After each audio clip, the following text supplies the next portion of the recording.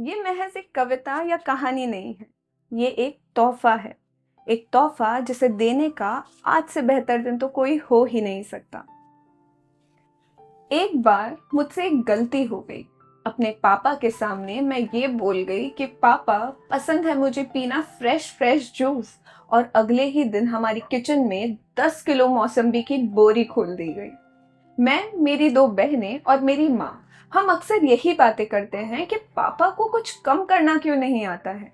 इसीलिए आज कुछ सवाल हैं और कुछ बातें हैं जो मैं अपने पापा से पूछना चाहती हूँ और उन्हें बताना चाहती हूँ कि पापा सालों का भूखा भी एक बार में एक वक्त का ही खा पाता है। क्यों नहीं बताया पापा कि क्रेडिट कार्ड कोई मैजिक कार्ड नहीं, उसका उसका बिल भी आता है। तो हुआ यूं था कि जब मैं छोटी थी और आज भी जब भी पापा दरवाजे पर आते हैं मैं भाग कर जाती हूँ, दरवाज़ा खोलती हूँ, उनका बैग लेकर टटोलने लगती हूँ। पापा के बैग में ना हमेशा कुछ ना कुछ निकलता है, कभी एक पेन, कोई डायरी, चॉकलेट, कुछ भी। पापा कभी खाली हाथ नहीं आते।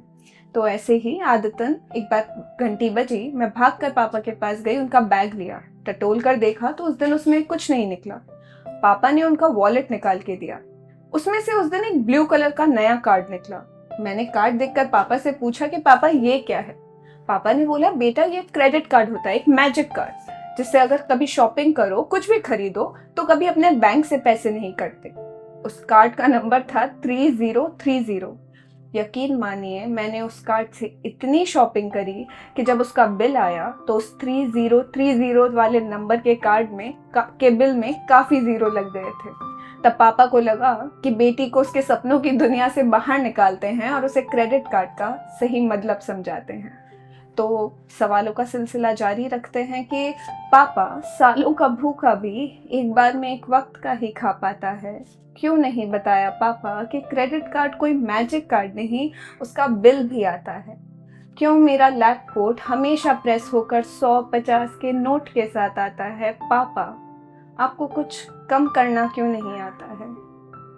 जिंदगी में 1000 दफा ठोकरें खाकर, रिश्तों में अपना सब कुछ लुटाकर, हमेशा खाली हाथ आकर भी पापा के मन में मैंने प्यार और समर्पण की भावना को, आप खत्म तो छोड़िए, मैंने उसे कम होते हुए भी नहीं देखा।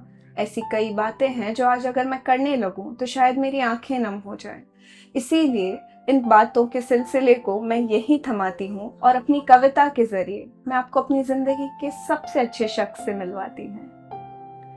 बनी रही मैं गुड़िया आपकी छोटी सी, बनी रही मैं गुड़िया आपकी छोटी सी, समझ आते मुझको दुनियादारी के ये व्यापार नहीं। देखा चारों तरफ तो पाया ये पापा कि किसी में भी आपसा गहरा प्यार नहीं। मांगने पर कतरा, मांगने पर कतरा, क्यों मेरे लिए समंदर ले आते हो। पापा, आप हर मुश्किल इतनी आसानी से कैसे हल कर जाते हो।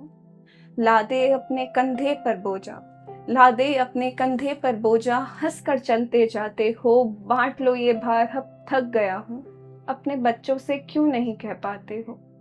पापा, आप हर मुश्किल इतनी आसानी से कैसे हल कर जाते हो। अब जब कदम रखे दुनिया में अकेले तो याद बहुत आती है पापा, सहम सहम कर चलती हूँ आगे उन उन हौसलों के संग जो मिले हैं सिर्फ आपसे। पापा, 4 कदम भी कभी चली न धूप में, अब कई मीलों तक अकेले जाती हूँ। अब देरी पर मेरी कोई नहीं घूमता बेचैन दरवाजे पर, और मैं भी दरवाजे से सीधा अंदर आ जाती हूँ। कतरे की ख्वाहिश में अब मैं कतरा ही तो पाती हूँ। पलकों पर नाजों से पली हूँ, पलकों पर नाजों से पली हूँ, पर ये मेरी कमजोरी नहीं है। गुड़िया ये पापा की लोहे सी है, किसी हल्के शीशे सी नहीं है। प्यार समर्पण की परिभाषा हो, कोमल हृदय विशाल लिए, पथ कांटों भरे करे हैं पार, दृढ़ निश्चय की ढाल लिए।